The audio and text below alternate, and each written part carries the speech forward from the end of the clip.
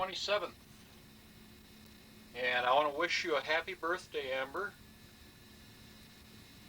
I can't remember when I was your age, but I wish you a happy birthday and hope you get lots of nice presents. I hope you could use the money I sent you. And I'm sure that you gave Anthony his money. They were in two separate envelopes. Of course, I wrote the letter to you, the card. Oh, you've probably got lots of snow up there. We don't have any snow here, but we do have snow up in the mountains. This morning it was 26 degrees, and yesterday's high was 41. Yesterday it was so cold I stayed inside all day and just wrote my journal and did a lot of reading. Right now I'm reading Hemingway's A Life Story by Carlos Baker, and it's 1,000 pages. It's an excellent book. Of course, I know what you're reading. You're reading Stephen King. I used to read Alfred Hitchcock when I was a kid, but Stephen King is a little more graphic. Murder and mayhem. Well, now I'm going to turn over to Mom and Dad and the guys. I'm doing some writing here, Dad, for you guys. I'm hunting. I kind of like it. This one right here is dedicated to you guys. It's called Opening Day. Fitfully they slept that night before dawn, dreams of bucks and hunting companions of seasons gone. This is all verse. The alarm rang, silenced by a finger. Everyone was moving, for they could not linger. Plates of bacon, eggs, and toast devoured. Comradeship, all for one for all, not one a coward. I'm writing about our family, our hunting group. Us, the guys. Good-natured ribbing all around. Who would bring the first and the biggest to the ground? Carrying guns, flashlights, pockets bulging, each set out for her stand. The November air crisp and sharp upon the land. The crunch of boots, unfrosted leaves, an owl hoots, a glimmer of light, now a breeze. With rifle across his lap, finger on the trigger guard, a blue jay calls, a red squirrel answers, back in the yard.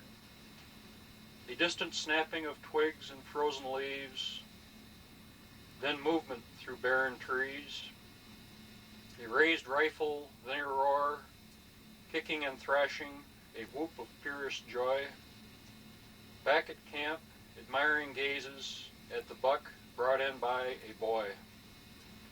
The first and the biggest it would be, as it turned slowly on the rope up in the tree. Until next year, when this tale be told of hunters and hunting in the days of old. I kind of like it. I read a lot of Robert Frost,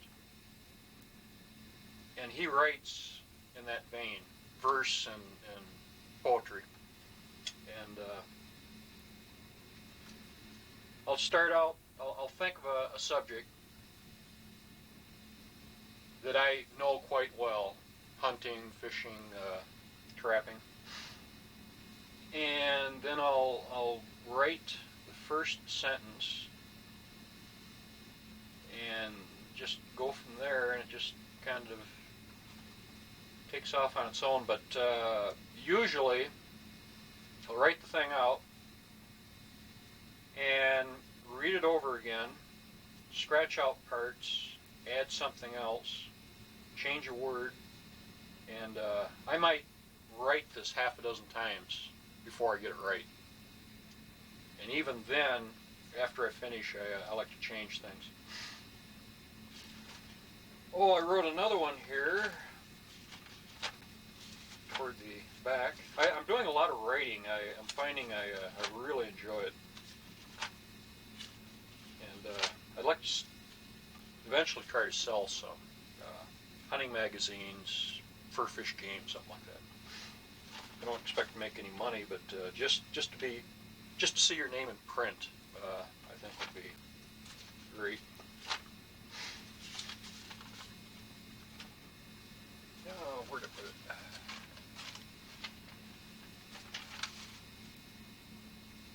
Oh, here it is. Hunting Moon. I haven't written it in my journal yet. Or Hunter's Moon.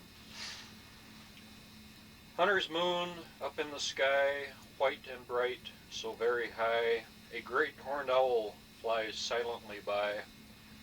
For tonight a rabbit will surely die. A young boy looking out the window begins to cry, for why did his father have to lie when he went out hunting on the sly? If he were caught, then he would know why, for deer hunting by moonlight is a crime, you see, and the warden says moon hunting cannot be. But what of this hunter's moon, you say? That was the moon of another day. I kind of like the ring of that too. But no, I really enjoy writing on rainy days. Well, I sent some in the November notes. You'll probably read some of it.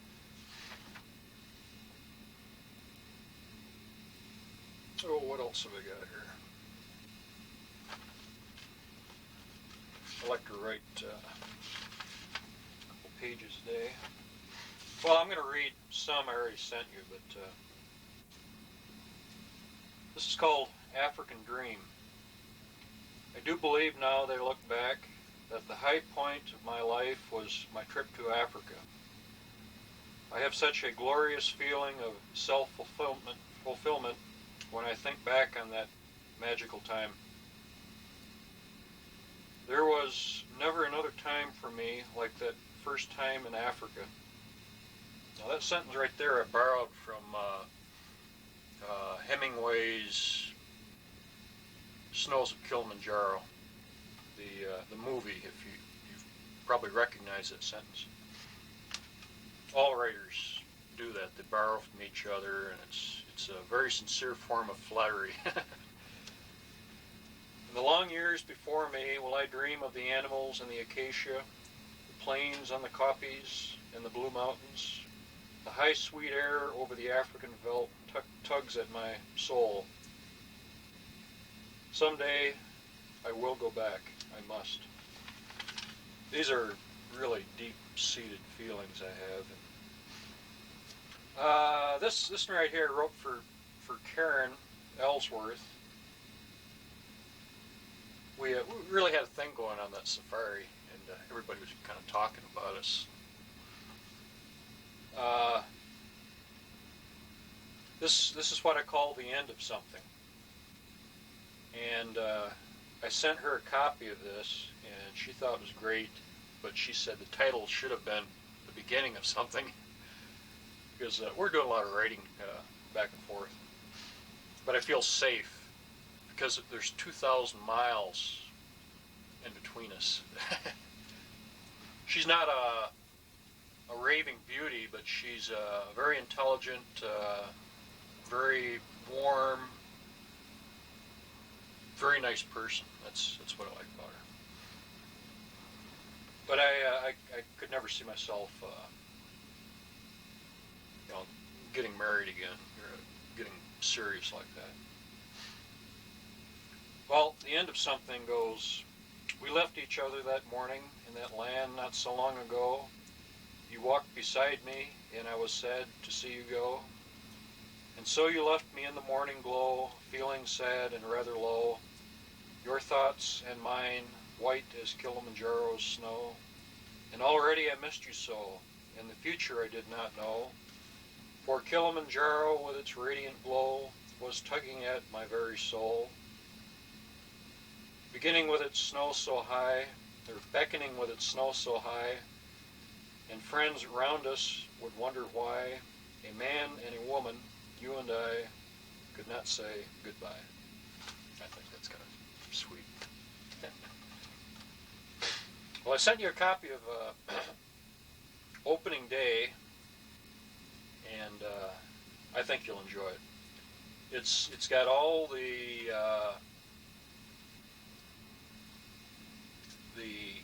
insights or feelings of hunting at your place, with the red squirrel chattering back in the yard. Now I can picture a red squirrel up in your big walnut tree, and everybody getting up early in the morning and being kind of antsy to get out there and get situated. And I like the little part in here I put carrying guns, flashlights, pockets bulging, each set out for his stand. Now, Robert Frost writes that way, or wrote that way. He'd come out with a group of material things and then immediately break that off without an and. That's, you know, instead of saying carrying guns, flashlights, pockets bulging, and each set out for a stand, I kind of like to leave out the word and. It jumps from one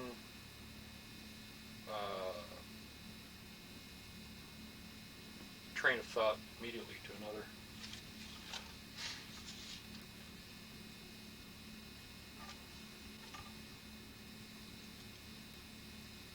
This is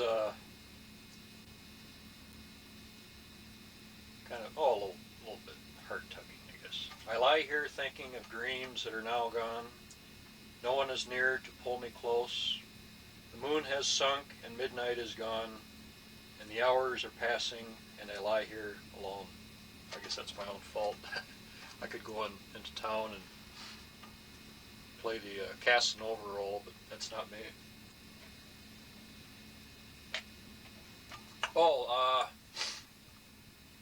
A fish and game officer came up to my camp when I was camped up there next to the big outcrop, and talked to him for a while,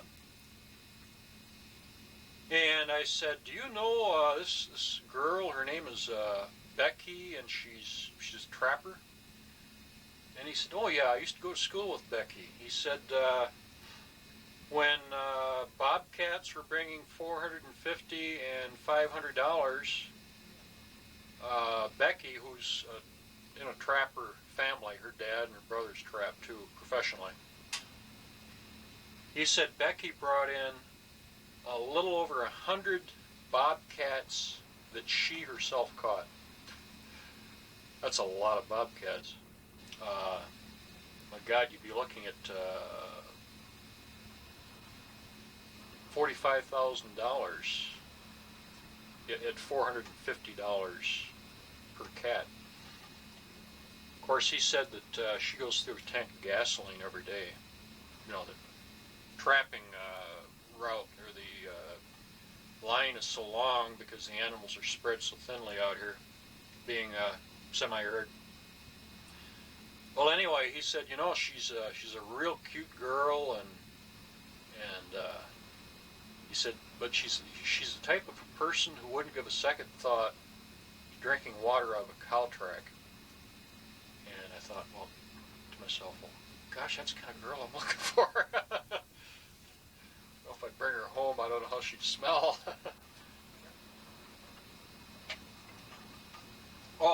Last night, Walt took me down to the restaurant down here for dinner, which was awful nice of him. Walt's 70. This coming April, he's going to have 25 years in with the LA Water and Power, and he's going to retire in April. And he's already 70. And I thought he was married because the first time I met him, he said, well, you know, I just got back from Las Vegas last night. This is a couple weeks ago. And he said, I've got to go and check, see if my wife is sobered up. And I thought he was married. And last night I said, well, where's your wife? And he said, oh, I've been married 4 times. I've been divorced last 5 years. And I said, well, I thought you mentioned the fact that your wife was sobering up. And he said, oh, I just do that to be foolish sometimes or whatever. But heck of a nice guy. We went down there, and apparently he goes down there for dinner every week or so. And he took down 2 big fruit cakes for the woman who owns the place and the waitresses. Real nice restaurant. I dressed up a little bit. And they said Walt is one of the dearest people you'll ever want to meet, and he's just he's a kind of a grandfatherly, good old boy type, transplanted Texan. When he talks, everybody in the room can hear him. He's got his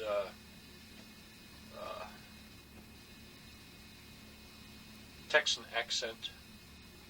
He's the kind of a character you would put in a book. He's really colorful. And so we had dinner, and then the girls brought out a couple slices of that fruitcake for me, and I tried it. Really good. But yeah, it was awful nice. I really enjoyed it.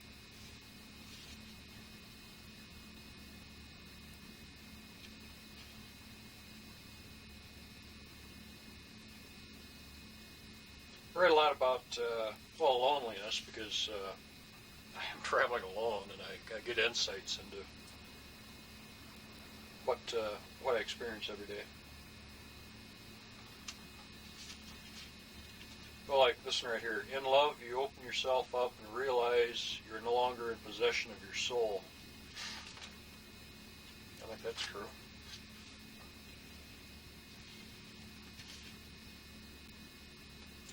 To be lonely is a state of mind, something completely different from physical solitude. 90% of the time, I'm not really lonely, but the 1% of the time, it's a bitch. I have solved the riddle of existence. Make this world your own and be happy with it. At least I think I solved it.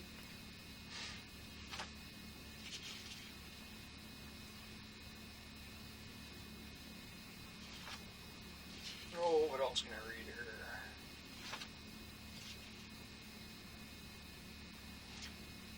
One is forced by life to pay the price for one's existence, and that price is pain, loss, and death. But one is also free to laugh at the price and at oneself for caring about it.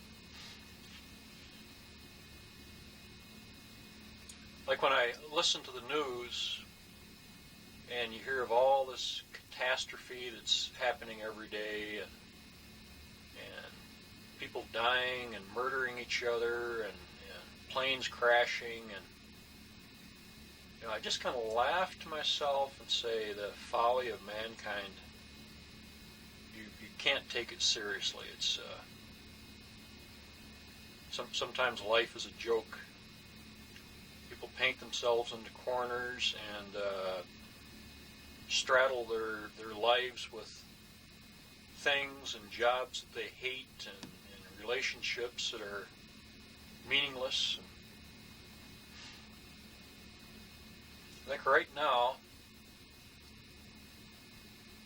even more so now than when I was younger and I had no really responsibilities except schoolwork and things like that, I'm happier now than at any time in my life, because I'm doing exactly what I want to do. No, I do have responsibilities, but right now I'm ignoring them. well, I mean, the financial responsibility of supporting my kids and things like this. I'm not ignoring my kids, but I'm just ignoring the financial end of it, which does bother me. It really does bother me. But if I paid it, I would be going back to work. I really don't want to do that right now.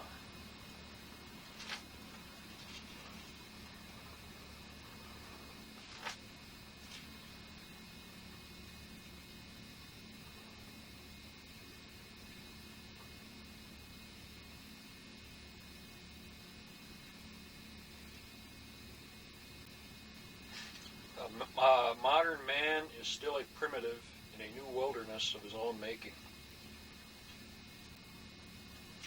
Like today, we don't have the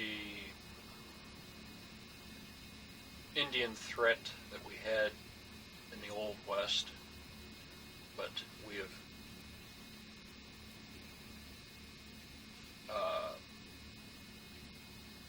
changed that into the threat of the Charles Manson type, the senseless killer.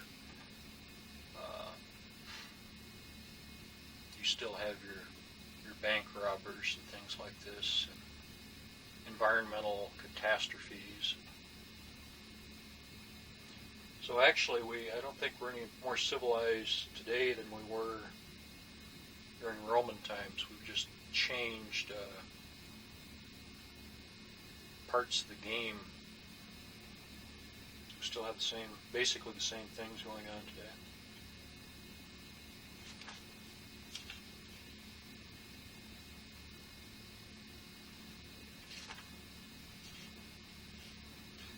I wrote this right here on gold, and I kind of patterned it after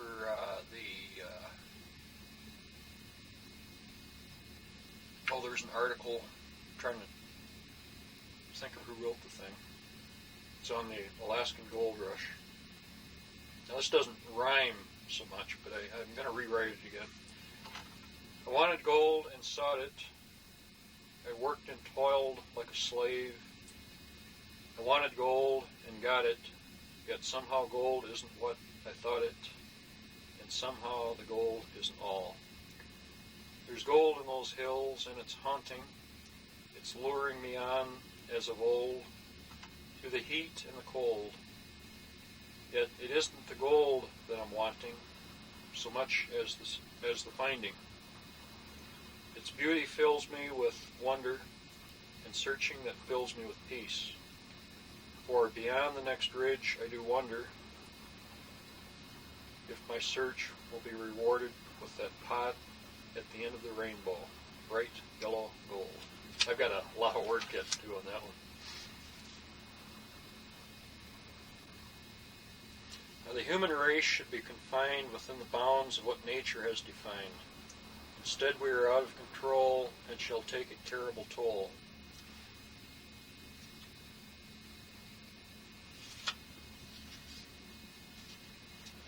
Show me your friends, and I will tell you who you are. Well, of course, I've got my family. They're all dear friends. But my friends are my closest friends outside my family are my books. Hemingway is my friend. Teddy Roosevelt. Jack O'Connor. Because when you read a book by an individual, you are so personally involved, if you really think about what you're reading, that eventually that person, whether you've never met him before or they died 100 years ago, that person becomes your friend by reading his inner thoughts.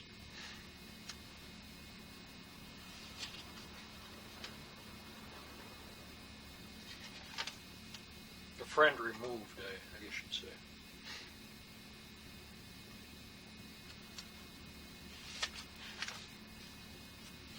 That's about all that I care to read in this.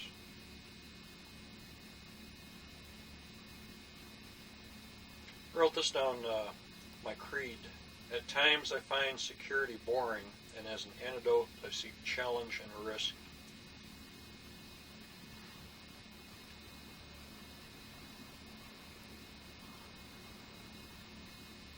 I used to go through such daily agony almost of going to the factory and doing that job that I just could not stand. And I never had the desire or the drive to go to college and get that kind of a job that would have suited me. And that type of work that would have suited me, calls for master's degrees and higher education, like archaeology and.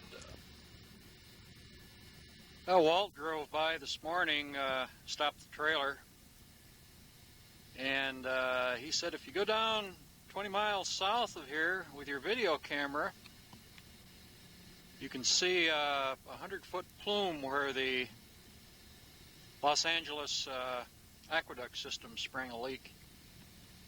This is one of the pipes here. They're big, about 6 foot high. But up here on the ridge, you can see where one of them is gushing out. It's going up about 100 foot. It's freezing almost as quickly as it hits.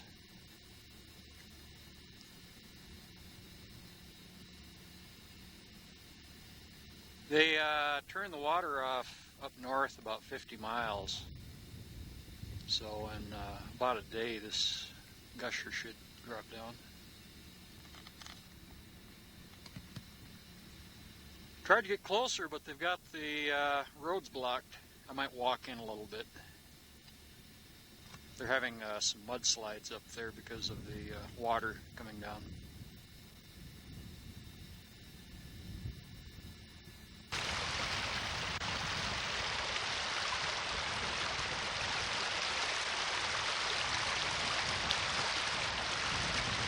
Well, late last night, Iranian terrorists blew up the Los Angeles aqueduct.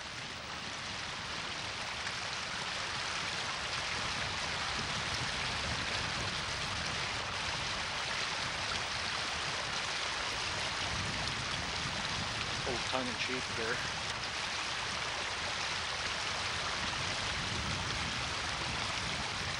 Somebody will not be flushing their toilet in LA today.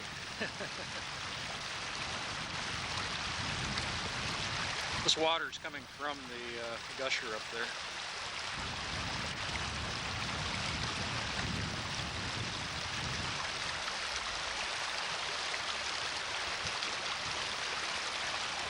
I see signs on the sides of the pipe where people have been shooting. You'll see dents. Gunfire.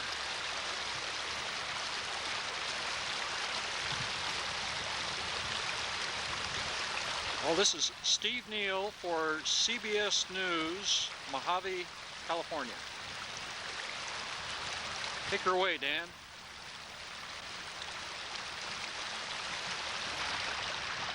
You can see how cold it is here, the ice and the mud. Last night we had 16 degrees, which is not quite normal for the Mojave Desert. That Alaskan storm that came down through here really cooled things off. That's one reason they'll be heading south. Probably hit the quartz site, elevation 500 feet.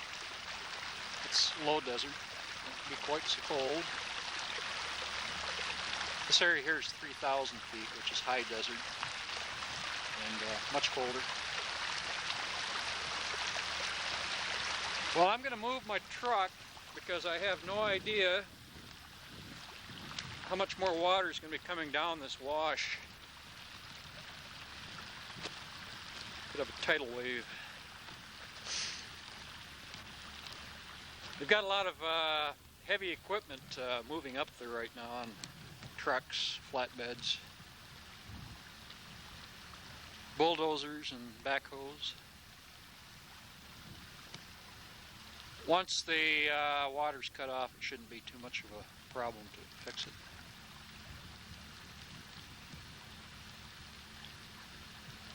It's probably about 5,000 feet up there.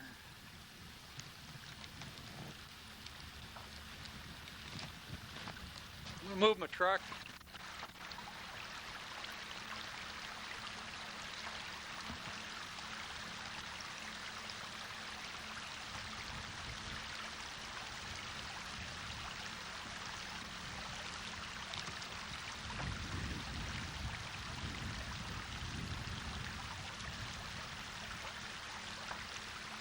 Well, this is about as close as I'm going to go, I think.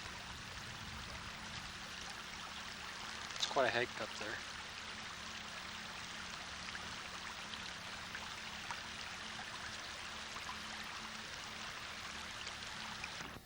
We have a flock of Canadian geese up above us. Let's see if I can pick them out in my finder here.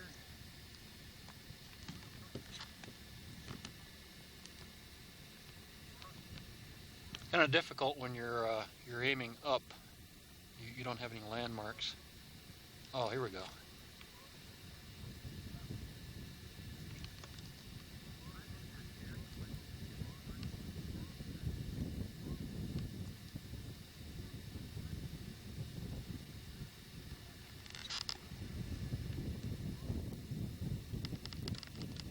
An eagle.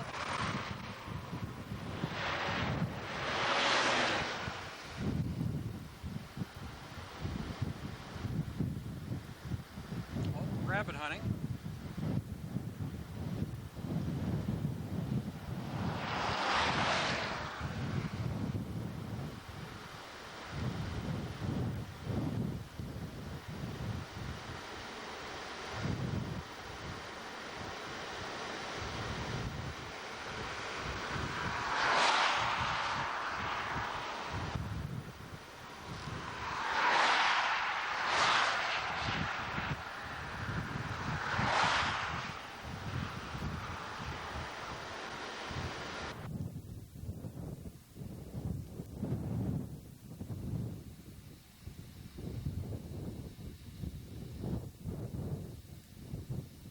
They are big birds.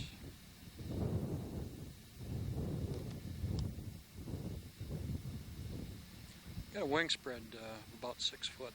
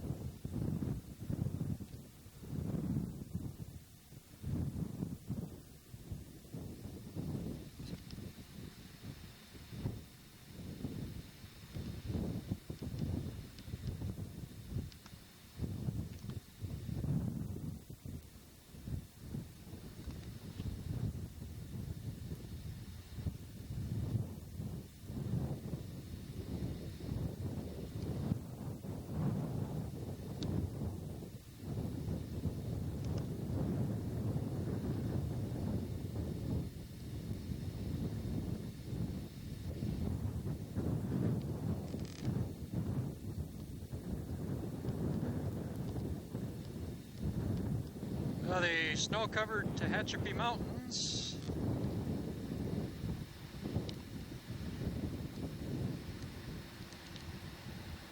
I'm in Freeman's Gulch right now, the lower end of it.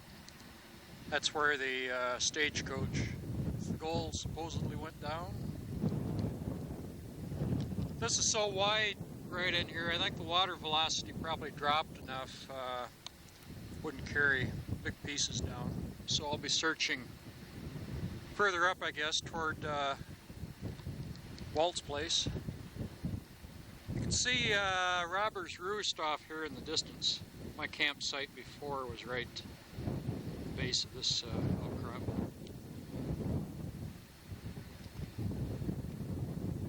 It's very windy and cold today. I'm gonna spend another week or so here and then head for Quartzsite. Don't have to put up with this cold. Now Walt's place is just the top over here. About 4 miles.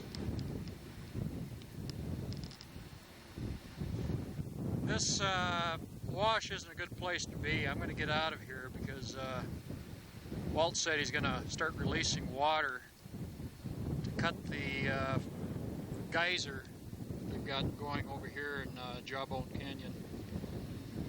So I'm going to be getting water down here shortly. I'm going to vamoose.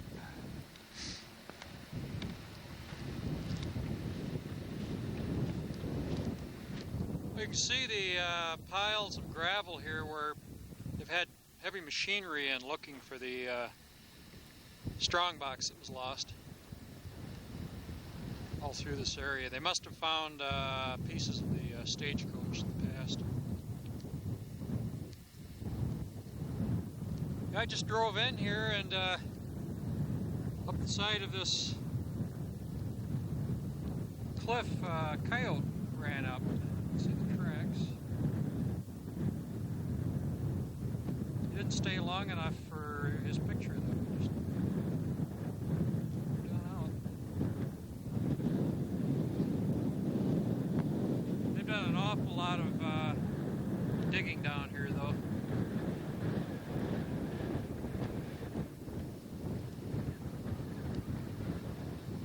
Basically, it's like looking for a needle in a haystack. You know, if you're lucky, you'll find it. Strictly luck. You can see Robber's Roost, and then Walt's place over here. I'm gonna go over and get him on video right now. He's over at the aqueduct, getting ready to cut loose with water. Water will flow down through here. I don't know how much of a gusher, but a little bit. That says Freeman Junction. In 1834, explorer Joseph R. Walker passed this junction of Indian trails. After discovering nearby Walker Pass, Death Valley 49er parties here diverged west and south after their escape from Death Valley en route to the California goldfields.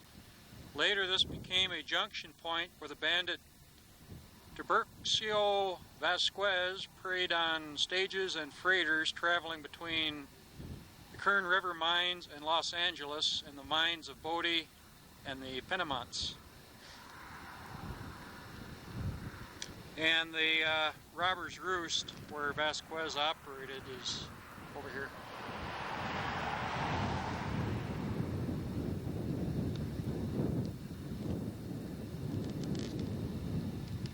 Then Walker Pass up through here. Host Walt Barker works for the insignia on the side of his truck.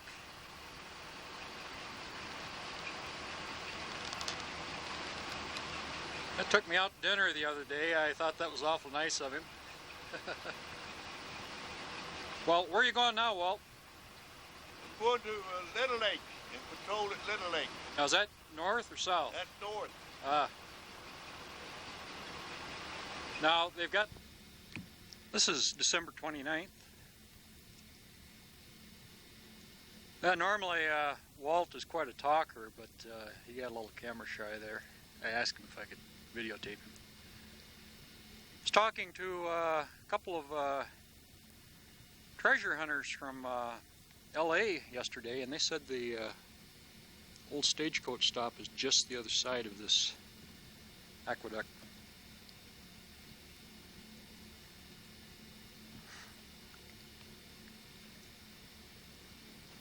Yeah, I could have stayed up there at that campsite. Never did get that snow they promised. But down here I've got electricity, hot shower.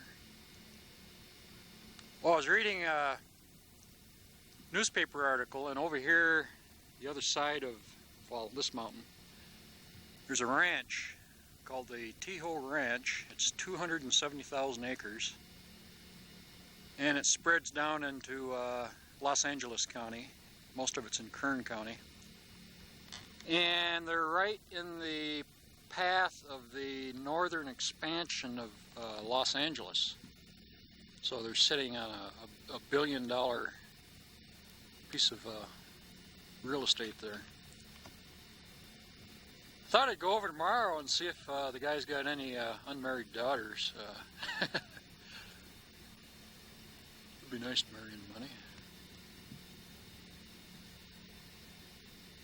Yeah, I decided if I ever get married again, I'll marry for money.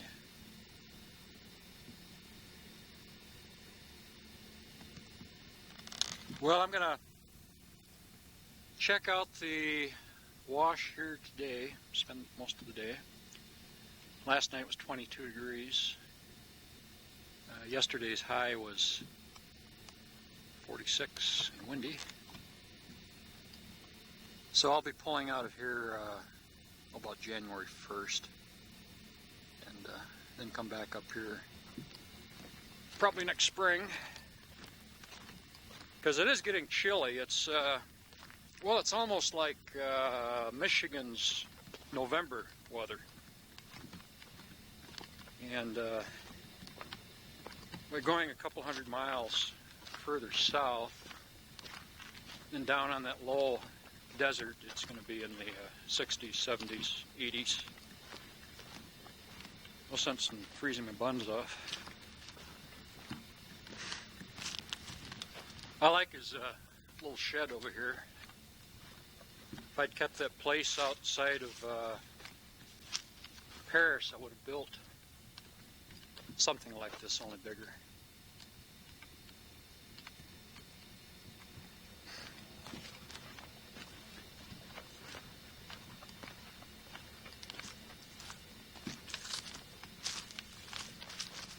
Yeah, they have to keep this pretty well irrigated, keep these trees going.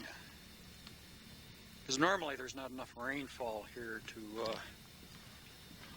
have trees like this growing naturally.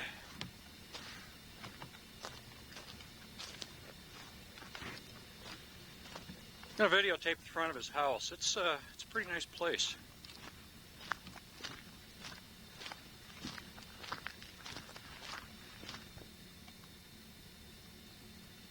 Yeah, the outside is adobe.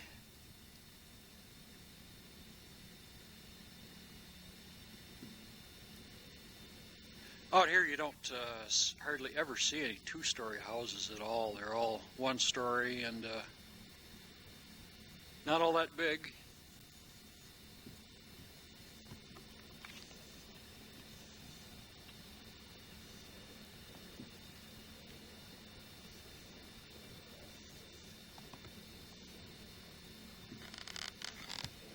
Now, most of the houses out here you see have big air conditioning units on top, and you usually don't see a chimney.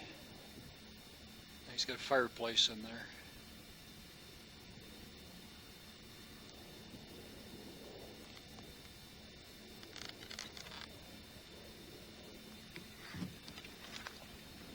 This is a rather exotic bush. Goes up about 12 foot.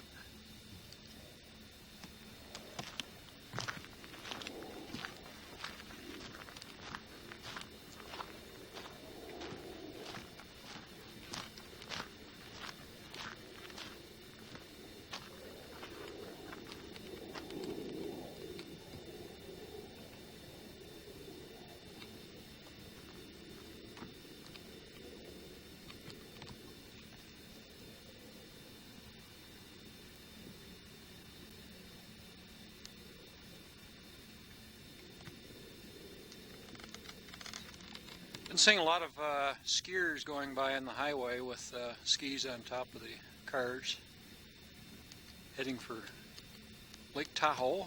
It's quite a ski area up there.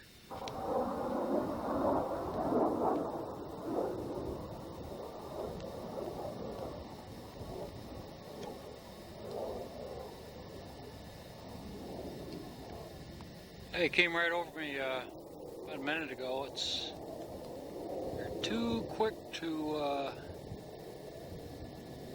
videotape.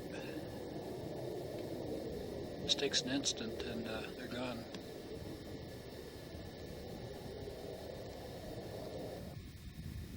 Well, after 2 weeks, I found the foundation of the old stagecoach stop, and it's right down here. Also up here, I found a huge flat boulder that the Indians used for grinding corn, grain. I'll videotape both of them.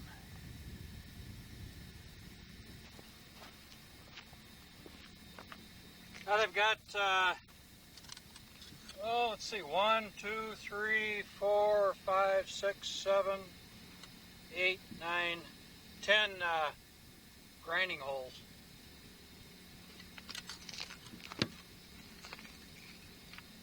Nice.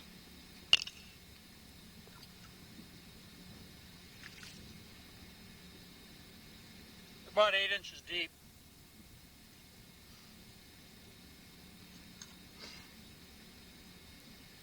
They must have been using this rock here for generations.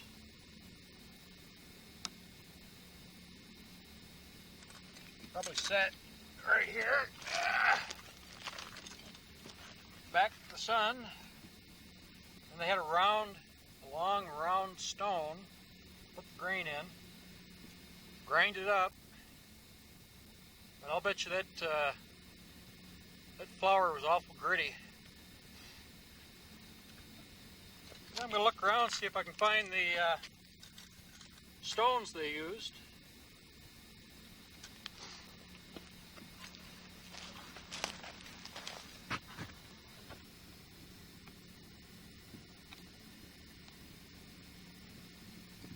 They started a real small one here. This is one of the biggest ones right here. Another one over here. And smaller ones over here. Apparently where the stagecoach stop building is, this has always been a spring down here. And one time there's probably an Indian village right in here through this area. I'll look around for arrowheads and things like that.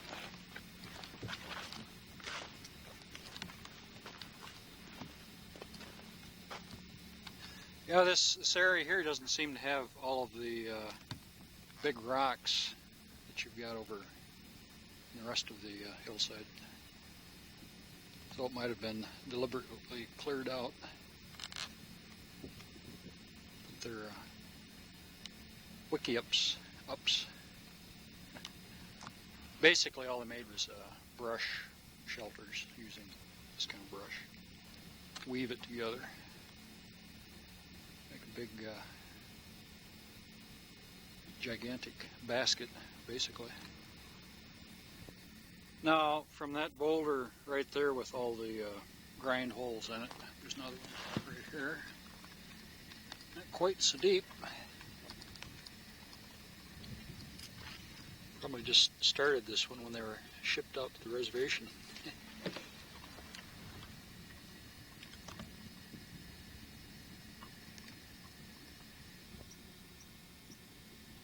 Off Robber's Roost to the south, and over here at Freeman's Wash. This right here is all that remains of the stage station. Just a slab of cement going back in. When the water came down, it was about 15 feet high, and the stagecoach was parked out here, and the water came through. It was about like this, and it hit the stage station, took that out. The stagecoach, horses, and 5 people who were up in here all went down the tube. It's whatever was washed down. I don't know how far down it could be spread. It could be clear down to the bottom of that next chain of mountains over there, and the wash goes along the bottom of the mountains. Or it could be right here. People have been doing a lot of digging right here, that's for sure. Matter of fact, I'm setting my tripod up in somebody's dig hole immediately below the foundation to the stage station. Let's stick this on the tripod.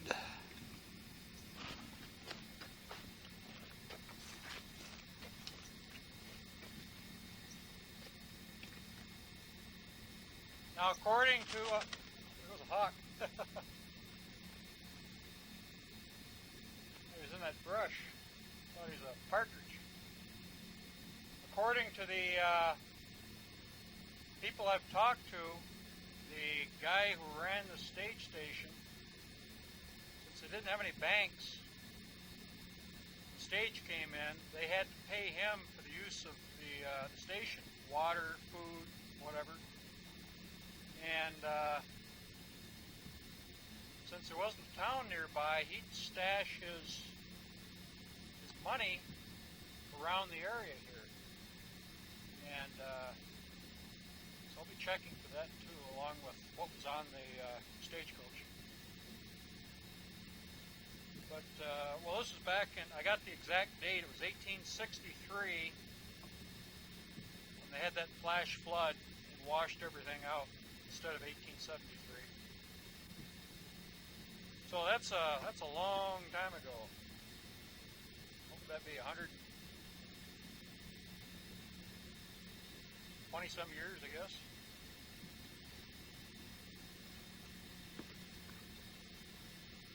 Yeah, I'll metal detect this whole area. I'll come up with some more shells, cartridges.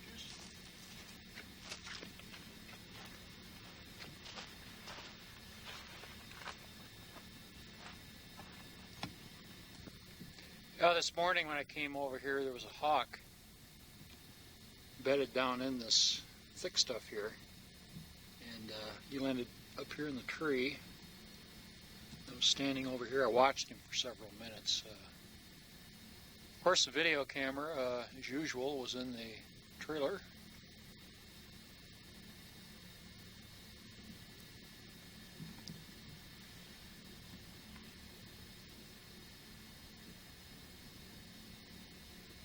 Now, from the station right here, I'm standing on the floor right now.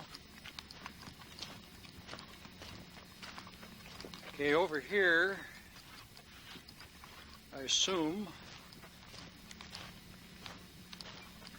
was the old stagecoach route going out. You know, once they establish a trail, never fades out. People just keep using it. But I assume it went off up Freeman Canyon up here. And at one time, they probably had a crossing right through here. And the other end of the trail is right up over here on the hillside. Comes down right here. Probably came up and down through.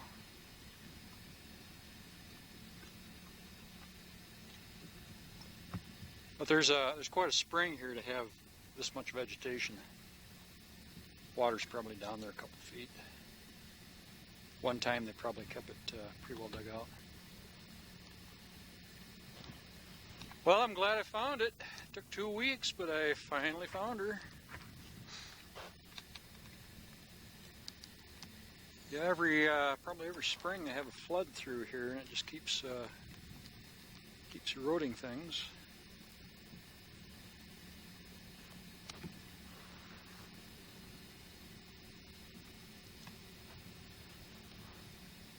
Well, I think I'll get busy.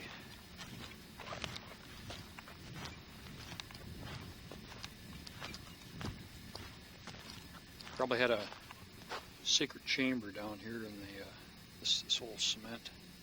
Actually, most of the cement's covered with gravel.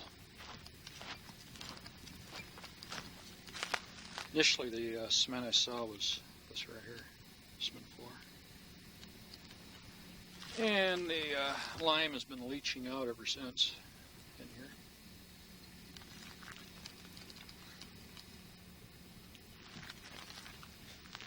Well, Walt told me it was up here, and I just had a hell of a time finding it. I was looking for walls, not just the floor.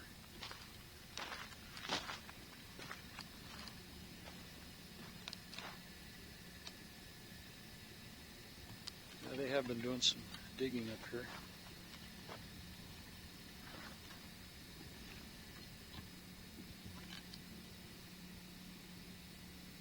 Well, we'll see what they left. Nice and warm right now. It's about 65. Even though I got my vest on.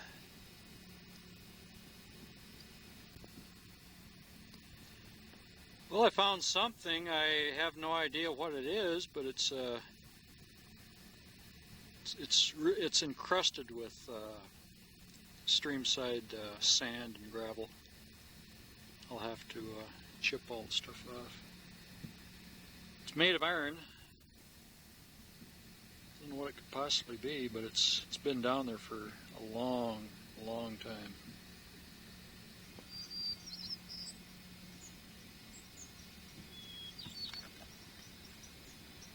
Well, this is the end of December 29th.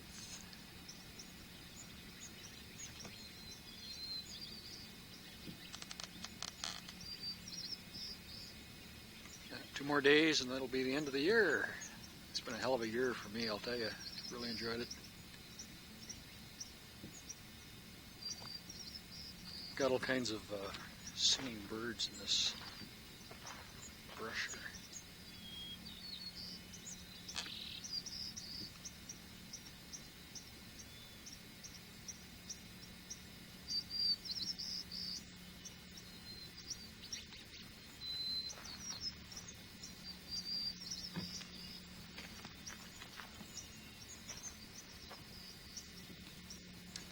Well, I think I'll go and get some groceries tomorrow morning.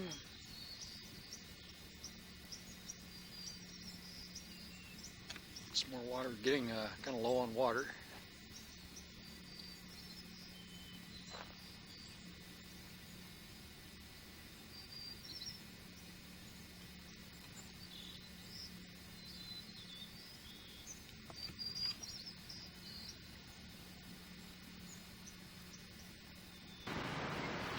This is a museum in Ridgecrest, California.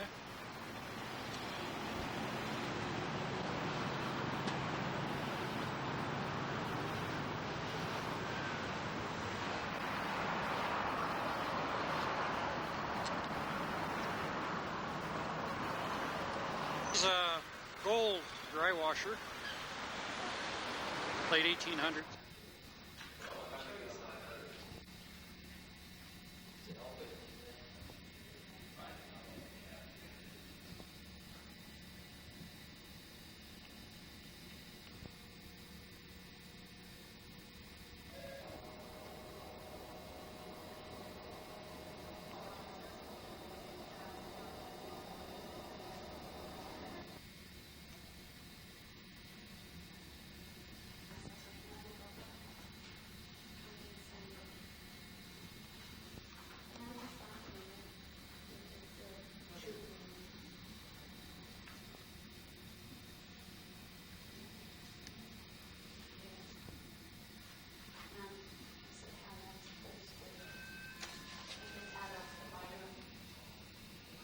These are various storm drawings of Southern California.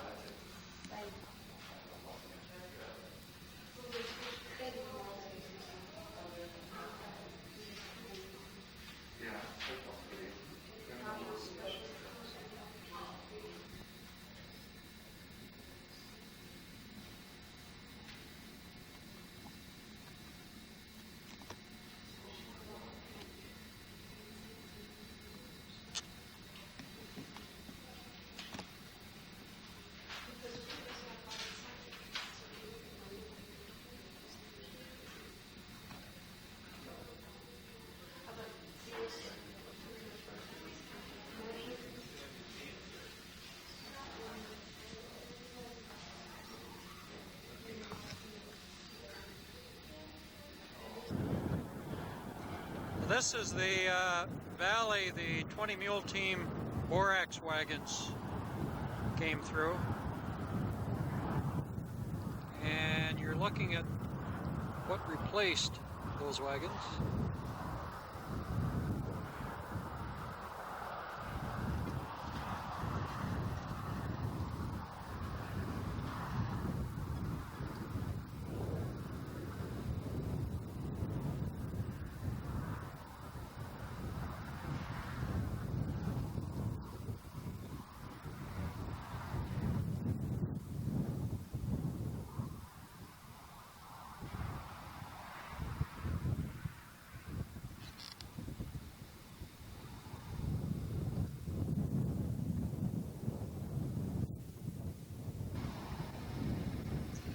Well, this is December 31st, heading for the ghost town of Calico, California. Off in the distance you can see the Sierra Nevada mountains and the Tehachapi.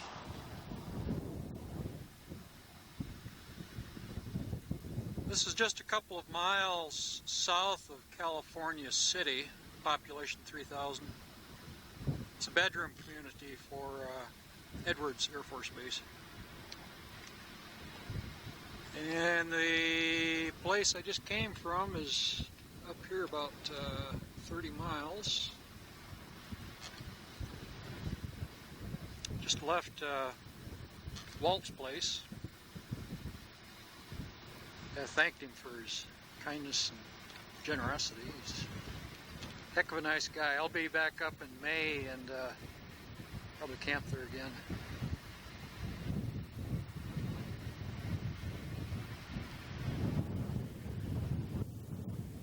This is called Antelope Valley, but there's no antelope. It's excellent habitat for them. This is all basically BLM land up here. I think they'd bring some in. Lots of rabbits. They keep the grass pretty short. This is a volcanic cinder cone right here. So's the other one.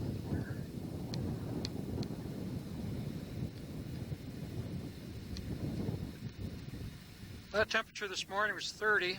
Right now the wind's out of the southwest about 20 miles an hour.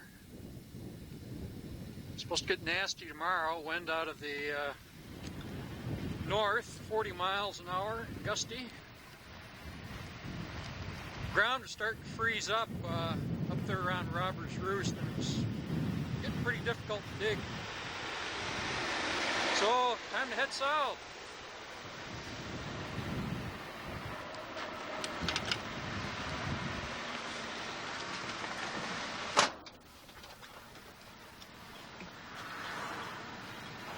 The 20 Mule Team Museum in Boron, California.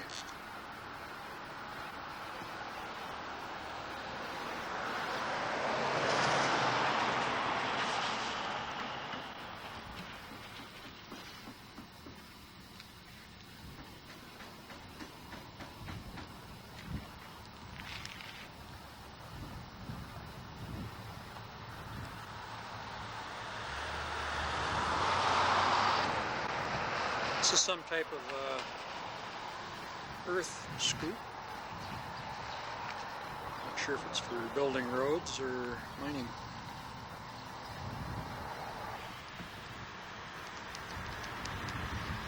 This bulldozer is about 6 feet long.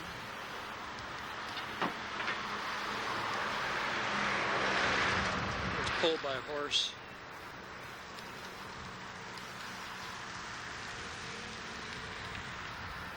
So, fleet track.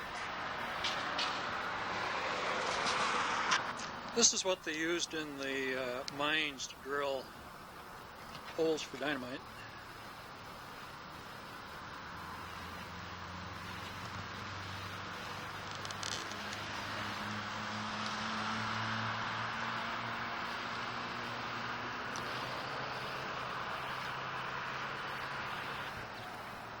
This is a what's it?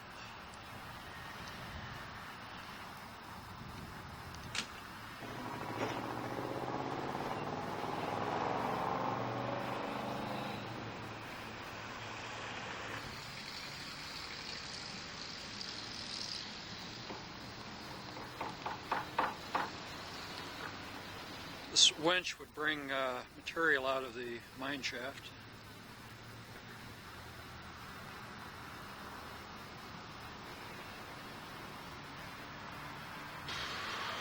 Hand operated.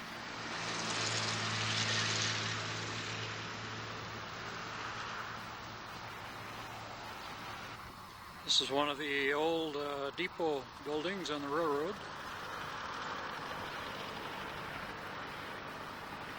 Santa Fe.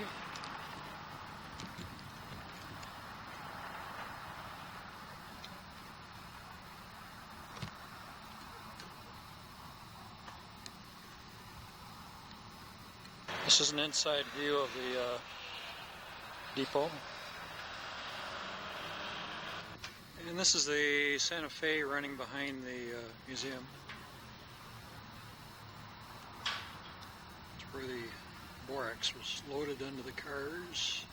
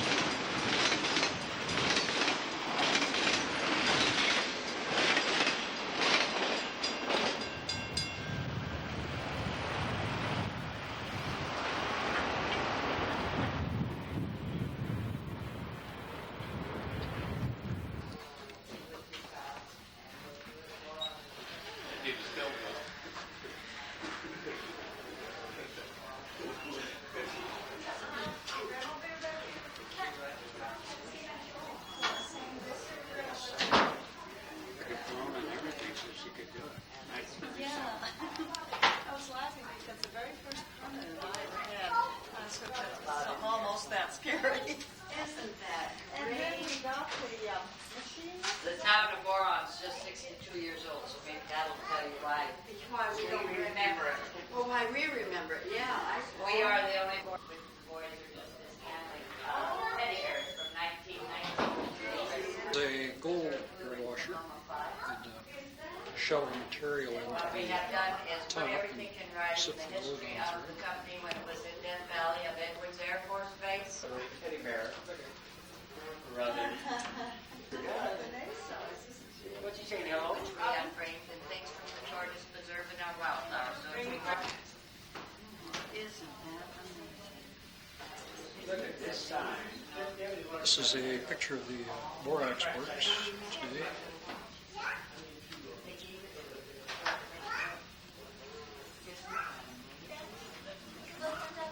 no. Lauren, let me give you that. She gave him Over the last 30 years, this mining has taken place.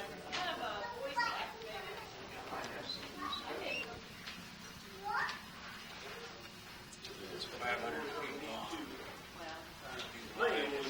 Ronald Reagan. You can see the 20 mule team borax route started up here at Harmony. Went down through to the town of Mojave. Did you sign the guest book now when you came in? We can please sign it. Where's the girl disappeared? There's son downstairs. There's a jewelry box made of rainbow jasper.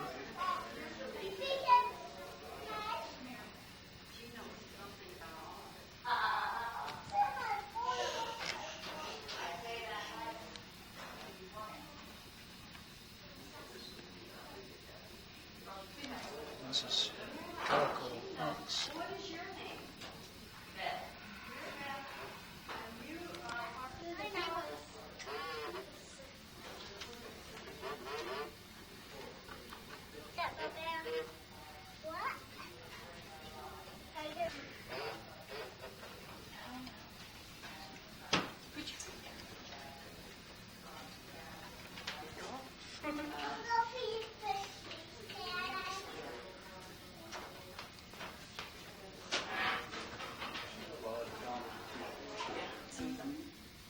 I knew they were here, but. The layout, the cars, I guess, are in the house, but the track, the guys got it down and looked at it. And, Tiny mule. isn't that what it's Well, that makes it beautiful.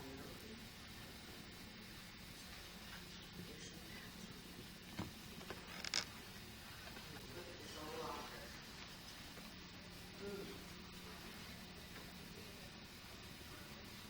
Yeah, you can see the places. There's a Joshua tree blossom. Yeah, right. Oh, there's the blossom, and the seeds have fallen out. Did you see the train layout? Just in a little section. When I looked, I saw a whole other bedroom I was looking at, and it wasn't even there.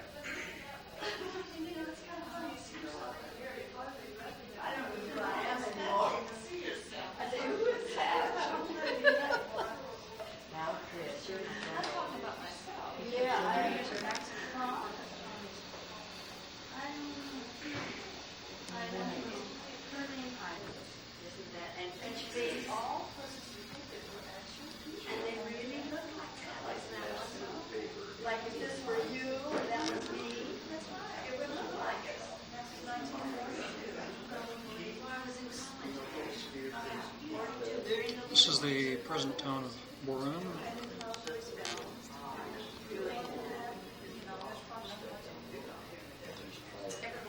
This is a picture of the modern facility.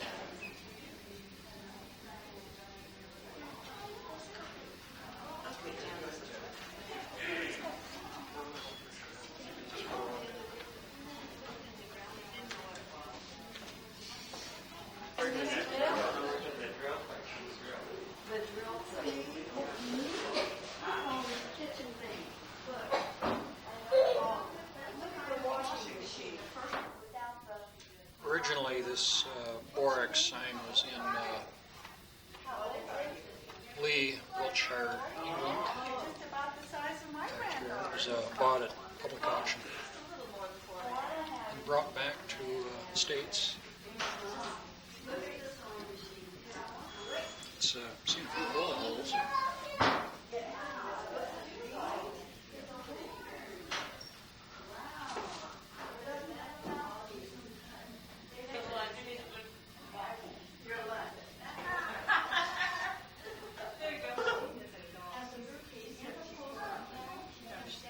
Found several of these in Arizona. One of the silver mines. Carbide lamps.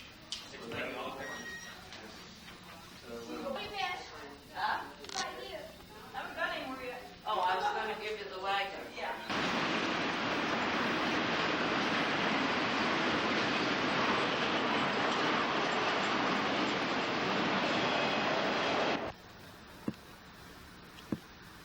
Well, you see a lot of this out here. Towns will put their names on the mountainsides.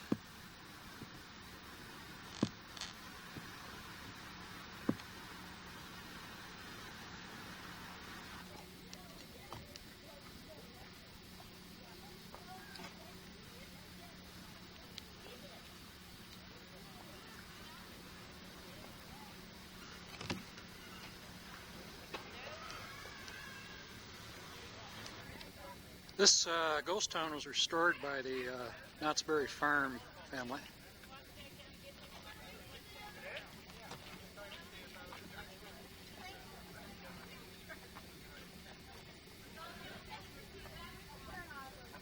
This place is just a few miles north of Daggett, California.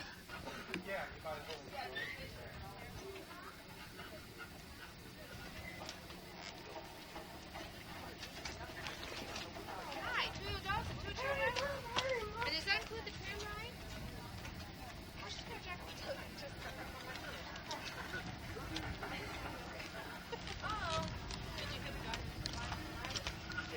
You can see my trailer parked down there with the truck.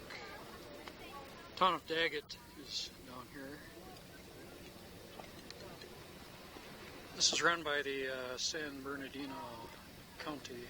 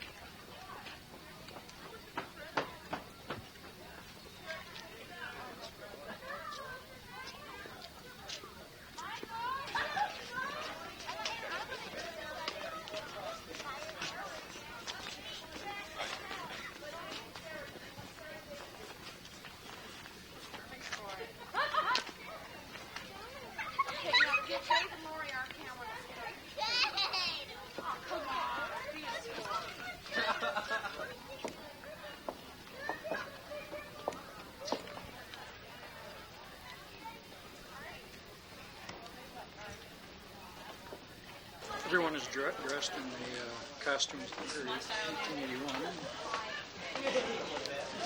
This is a hat shop.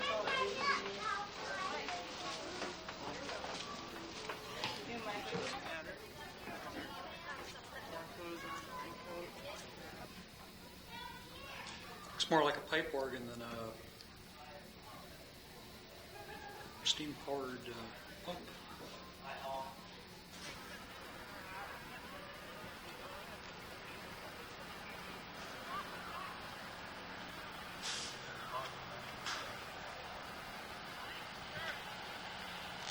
This place is more impressive than Tombstone or Old Tucson.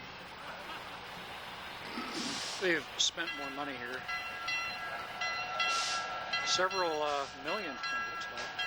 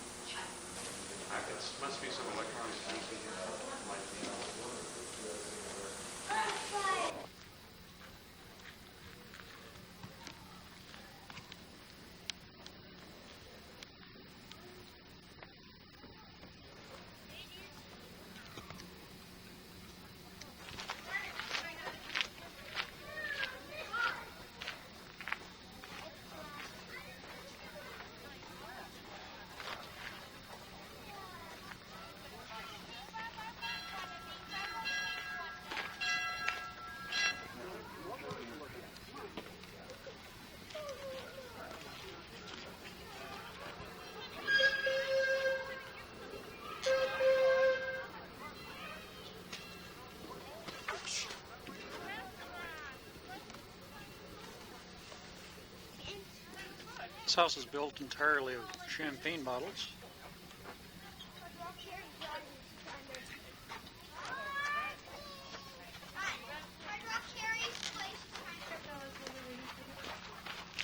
The train station.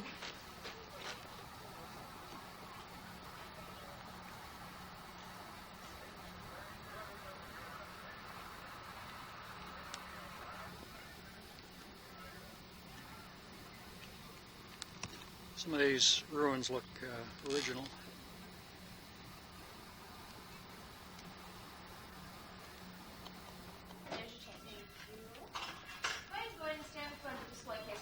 This is used for crushing ore.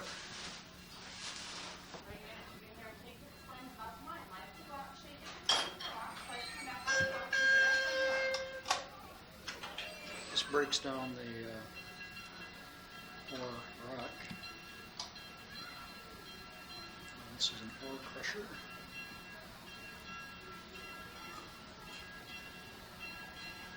Ore crusher.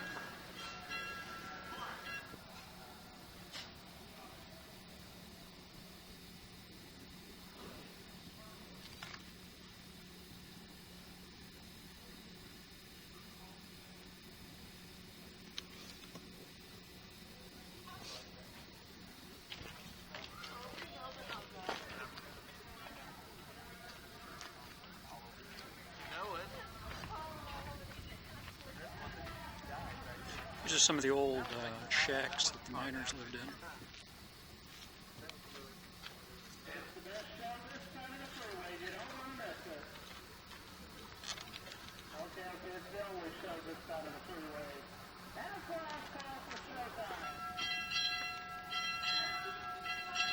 This is really an incredible building here.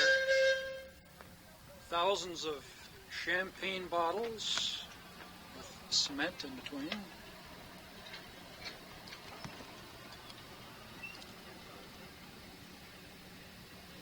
They use different colors to put in designs and lettering.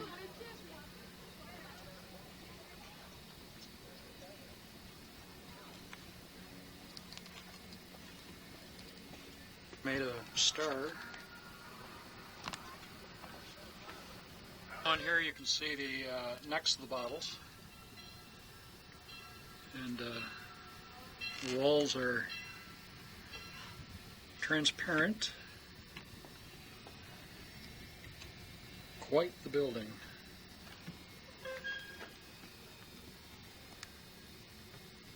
Absolutely unique.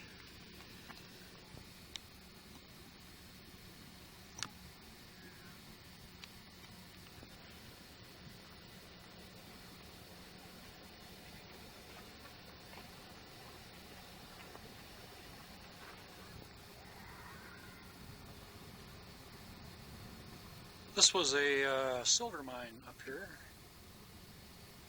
and this is the $65,000 or $65,000 glory hole down here. Probably hard rock. Of course, silver back then was about $1.80 an ounce, so that's a lot of silver.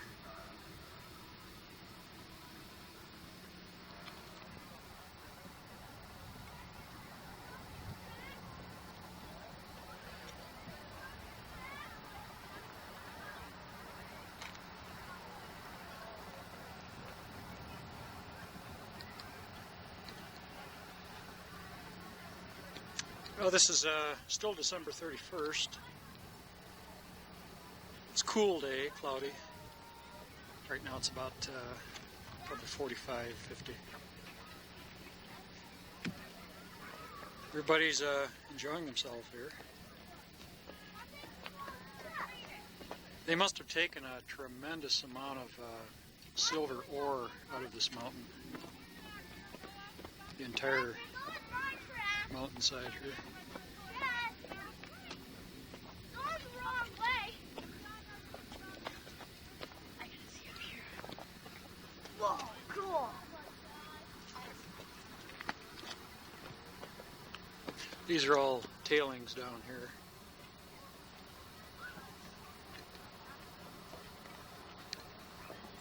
you see more tailings off in the distance.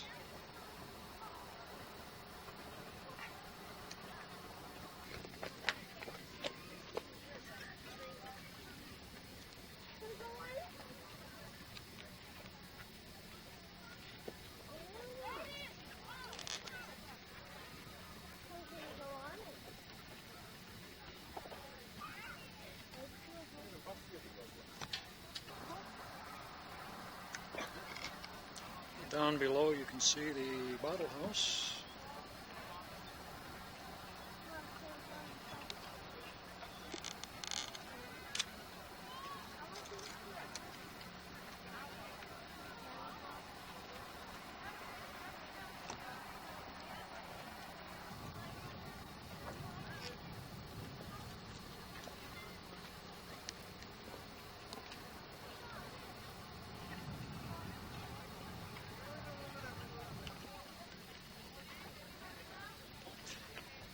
Individuals own these different buildings and keep up the maintenance and make profits selling hats and trinkets to the tourists. But the county has overall say-so on what's being sold and when they're open, when they're closed.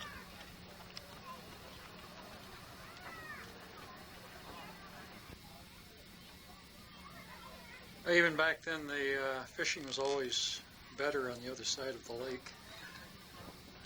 Well, they have private homes up here too, amongst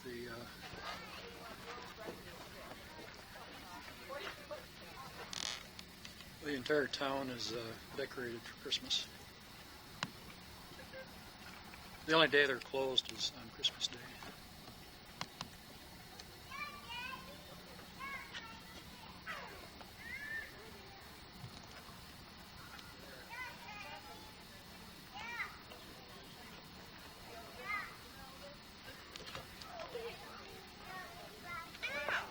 Site of 1981 world record spit, 44 feet 6 inches by Randy Ober, Bentonville, Arkansas, chewing Levi Garrett, 1980 calico calabaloo. Apparently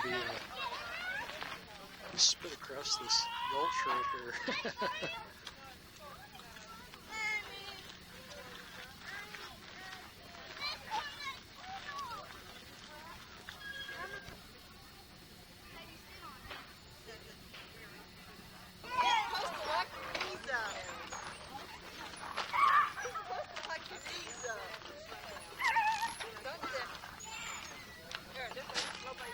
Put your feet out and I'll stop.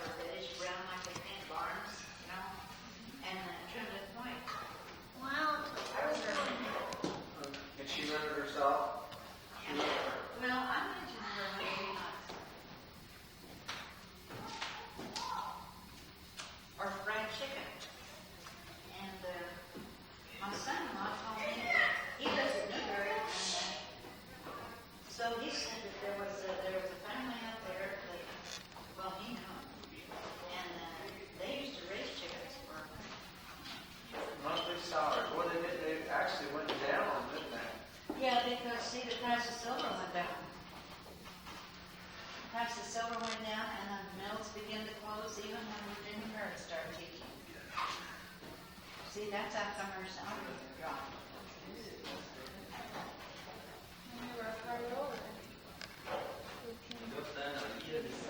Now, here's a little picture of the little house we used to have in 1936. She was supposed to sing this was on the border. It was on the border of time. Mommy, Mommy, Mommy, this is too weird. This is the site overlooking the town up here.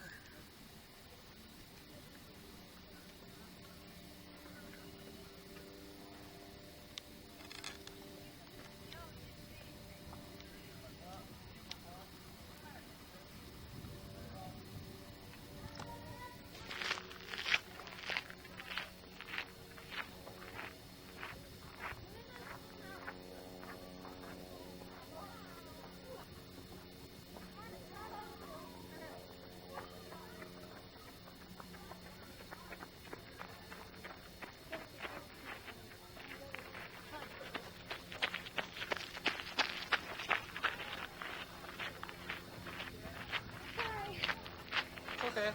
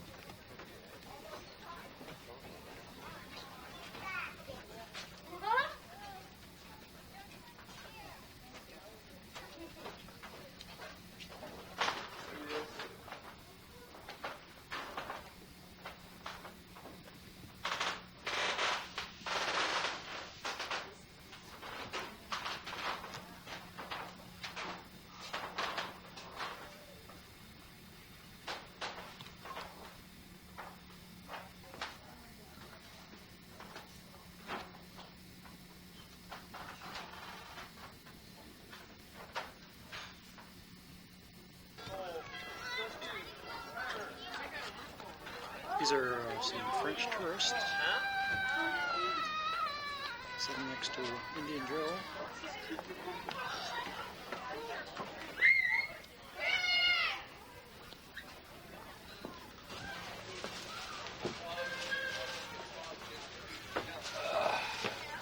How's it going, Joe? Scalp slightly? Nice talking to you.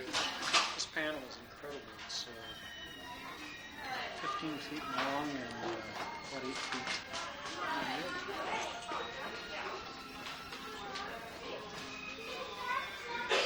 That is beautiful. I like it. Who made it? I think like a couple of years ago, a rock club around here made it for the rock shop here.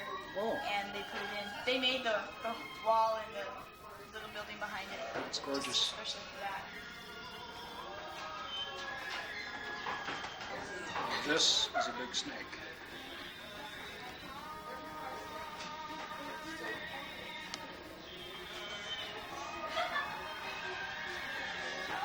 This snake is a rhinoceros viper. It's the 5th deadliest in the world. It's not native to North America.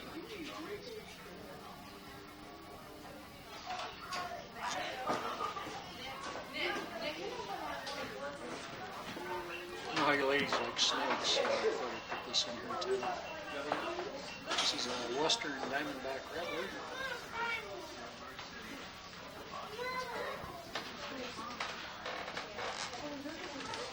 I like this.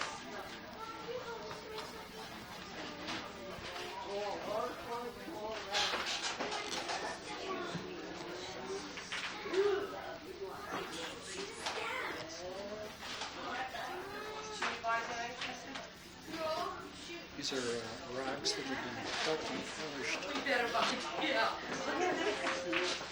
Here we go.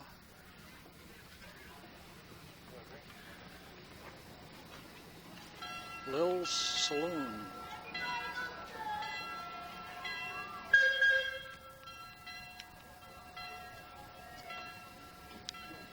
Sarsaparilla.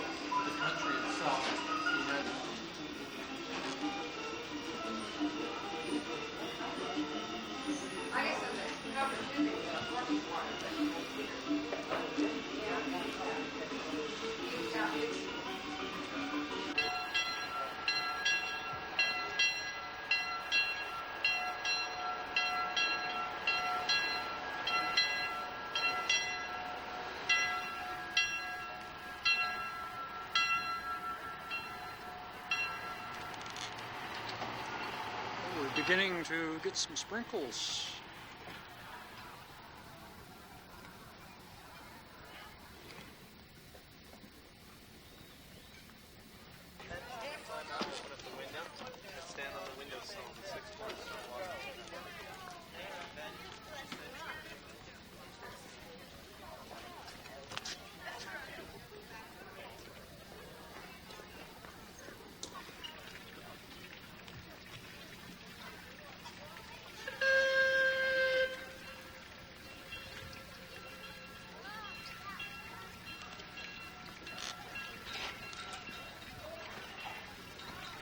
Well, it's beginning to rain, and I think I'll call it a day.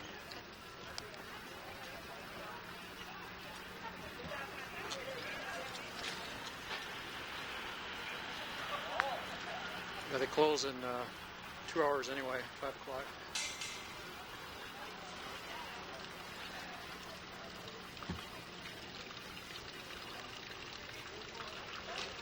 Flags are coming down.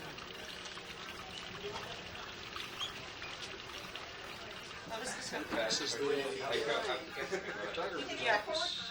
Should take another one? There you go. Okay, been on your dick out of the corner. All right. Hey. Hey. All right, slip into this baby. Okay. Oh. No, this is normal. I'm sorry. Make up your mind. Yeah. Okay. Bind your head up. Oh, that's a better view. Yeah, but it's raining out here. Is it raining? Or is it snowing? Stay right up there, right? Okay. That's good. That isn't loaded, is it? Just like, well, of course it is. Look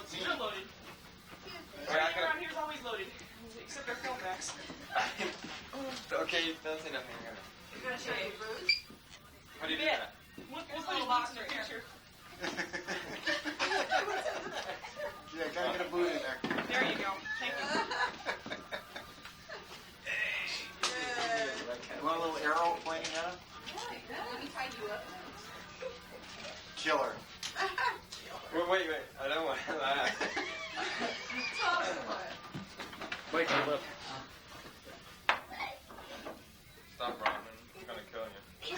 Don't make him laugh. I've got a Winchester here. He's got one tough. Little tough. Did you get the gun here? You got the gun too. Okay, good. Picture without that. No, we don't want that. Okay, look right at the little green dots. Serious killer look. Okay, now wait for a few seconds. This is our negative. We'll make sure you didn't blink or anything, and then if it's okay, we'll let you go, and if not, we'll shoot you again. Okay, so I have one. In a past life, you were here. I don't think it's Larry. But I hope so. I don't know so.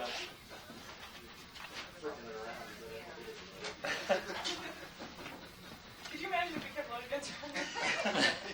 That would really be. Talk about lawsuits. Fingers attacked. All right. Hey, this is cool. We'll have to show this to the critics first. I'm sorry. Oh no. I'm just kidding. Yeah, this is awesome. All right. What would your, Good. Everybody back in Denmark alive. what would your mother, Hey. what would your mother think of that? Can I keep this stuff? Mama, we got to use that over and over and over. Like 20 times a day. Yeah, like 20 times a day. That's That good. was cool. Yeah. Hey. Oh, Thank you, sir. You're not going to be in the picture with him, right? No. Okay. He's going to like undress you and say, oh, I'm not in the picture with him. That's great, Kel. Yeah. It's cool. Me too.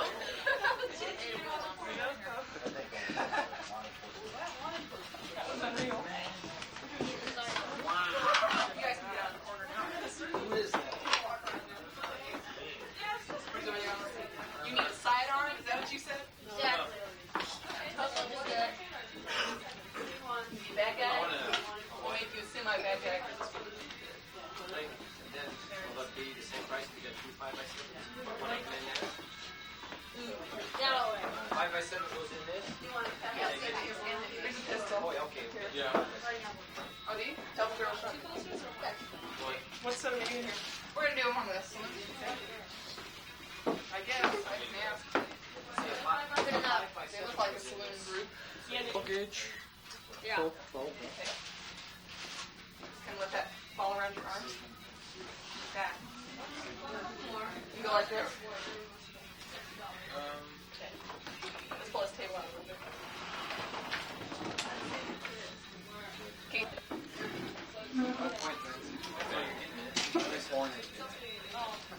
Yay. Robin, the air is all over everywhere. That's my autograph. Okay. She's a bar girl. What do you expect? What kind of a kid you have? That's my son. Pretty cool. Wow, Tim. Yay. Now, see, we need something for you to do, don't we? How about a coloring book? Oh, Take a picture. How would you put this here on your waist, like this, and hold the fan with your other hand? Now, get rid of the fan. How about a shot glass? Like you're going to drink it. And hold it. Yeah. Not what it is. Blue paint. You drink paint. Sit up real straight. there you go. Hey, look You guys good. look good. Okay. Y'all look right here to the green dots? Don't smile, it's a hard life. Yeah, I know. No, I just killed a couple people. That's it. You don't want to smile. Okay, yeah, that's it. Okay, see these little green dots up here? There you go. Then look real serious because you're going to rob a bank. And Timmy, don't smile. here you go. Look right here. You do that? Yeah, you can smile because you're being a girl and everything.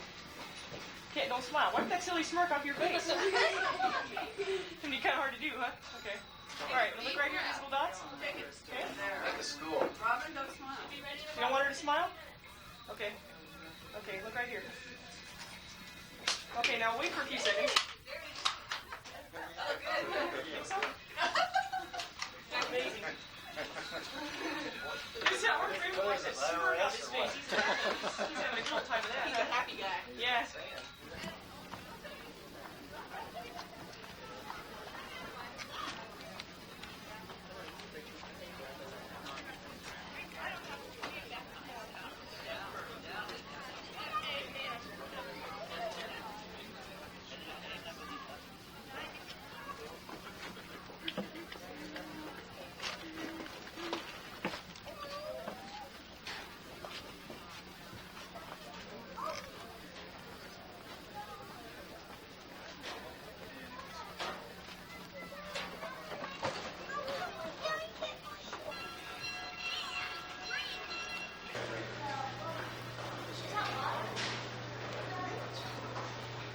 This is the colorful restaurant.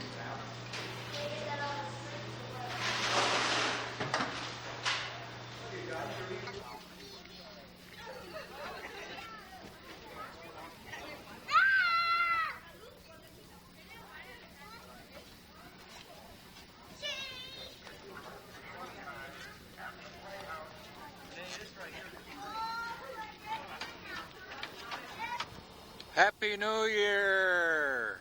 This is January 1st.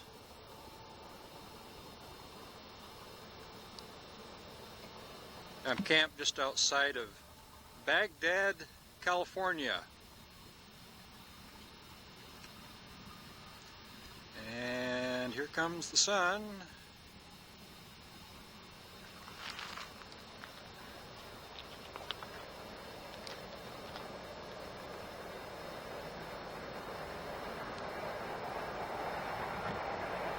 Here comes the Kansas City to Topeka.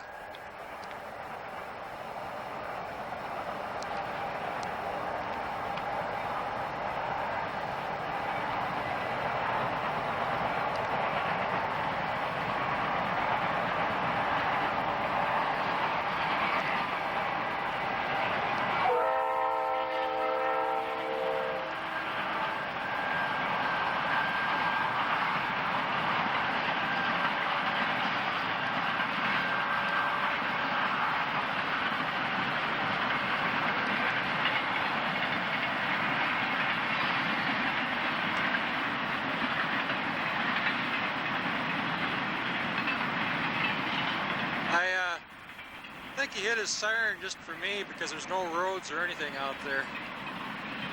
Apparently he saw me standing over here.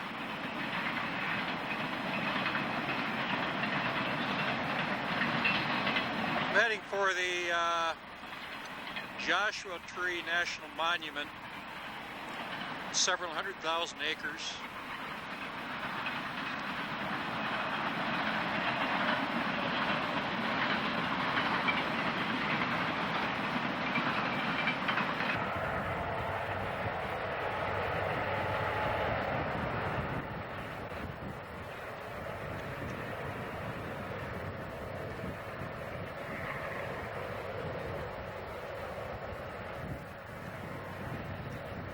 Seems like most of the freight trains out here will have 5 or 6 locomotives attached.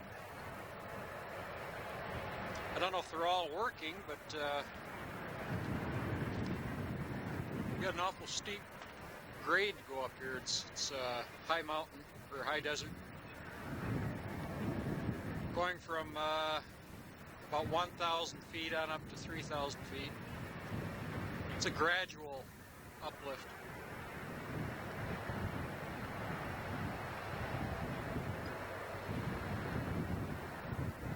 Well, you know, I thought I was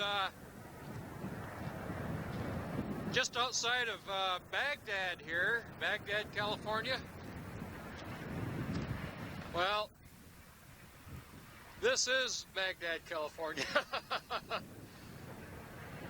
That's it, right there. Used to be a gas station. There isn't another building in sight here. While at one time, over here they might have had some railroad buildings. I'll have to go up there and take a look. But the gas pumps used to be right in here. Took out the tanks.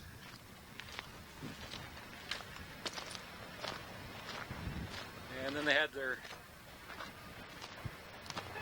grease pit. The battery light just came on. We'll do a little metal detecting around here. Might pick up some pre-1964 silver. Had a good time in Calico yesterday. That's quite the place. It's not like Tombstone with the shootout programs and that sort of thing. They have that on special holidays. But they've put a lot more money into that Calico ghost town than Tombstone or Old Tucson. Of course, the Knott's Berry farm family they're worth, well, this is January 1st. I'm not starting the year out right. About just a little hair pinhole in my radiator hose, so I cut off about a ½ inch, pushed it down, clamped her up like a little fixer. Old minor repair.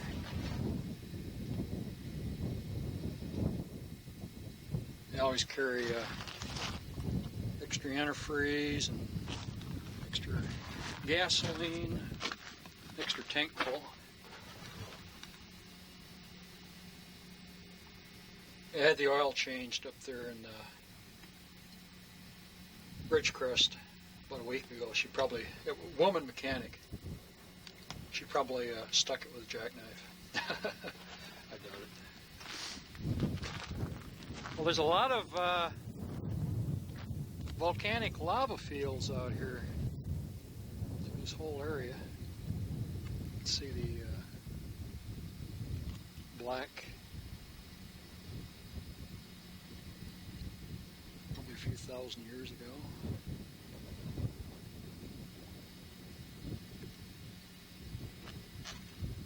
These are the what they call the Sheephole Mountains down here. And the 29 Palms Marine Corps base is on the other side. And when they have equipment they want to transport by rail, they bring it up here, trucks, tanks, whatever, and load it up right up here. This is an extremely busy rail line right here. They have freight's going through about once every half hour. When I set up camp last night, it was in the dark, so I didn't realize the rail line was so darn close. But I'll head down for the Joshua Tree National Monument. Stay down there for a while, weather permitting. That's an old box or caboose.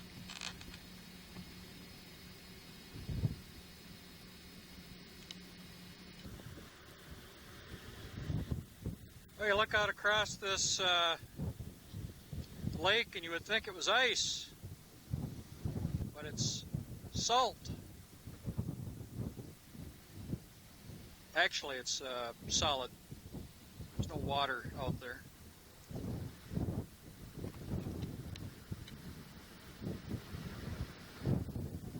Now, this is south of Amboy, California.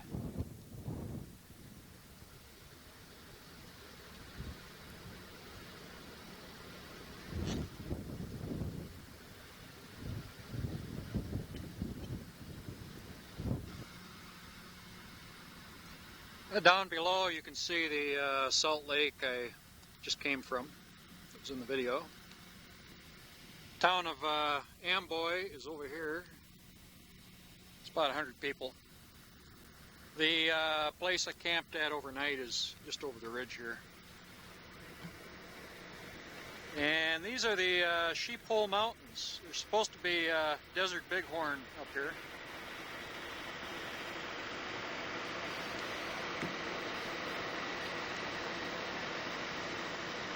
Looks like somebody had a problem.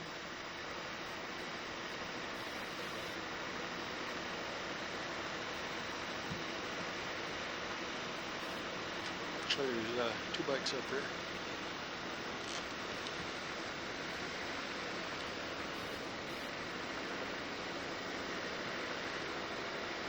They sure do like to use spray paint up here. You see it along the expressways and back roads.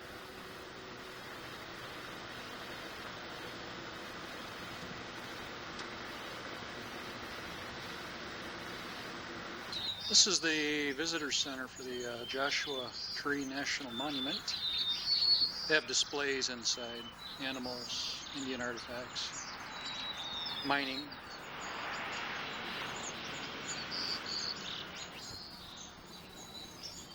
These pine trees are about 25 feet tall, about a 2-foot diameter on each trunk.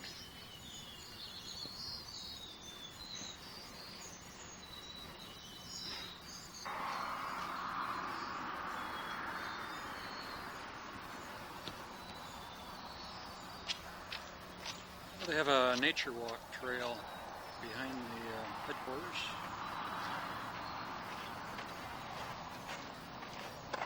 Save, and then press monitor in the program. That's just the end program. Just press save, and then you can go to your next number. You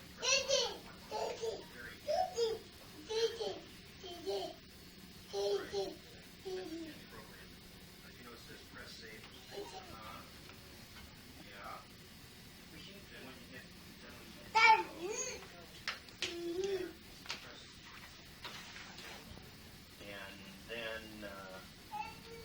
Down below you can see the city of 29 Palms. It's a Marine base town. And this is the entrance to the Joshua Tree National Monument.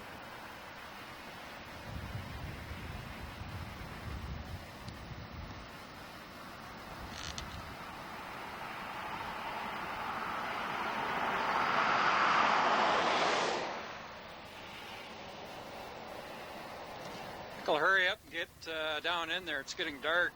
I'd like to get a campsite. Right now it's about... Well, this is early morning in the Joshua Tree National Monument. Had some coyotes right here yipping away this morning. Actually, just a few minutes ago. Thought if I came out, I might be able to catch it on film.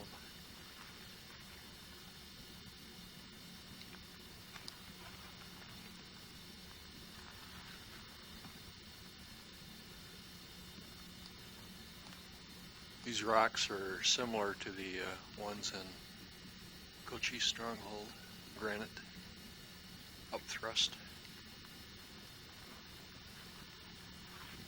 I'm going to get back in. It's cold out here. I just came out. I thought I'd get the coyotes yipping.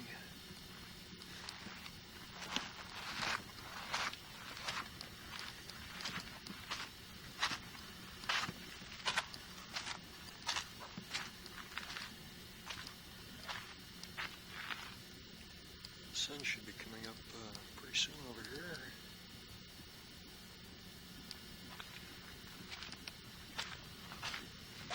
That's what the temperature is. Oh boy, 21 degrees. This is the Mojave Desert.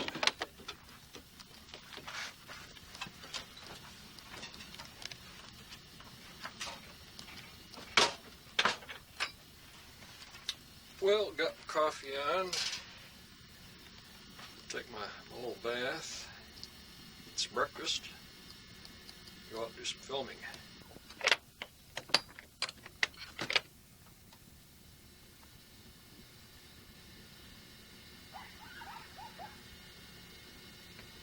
Hear the coyotes.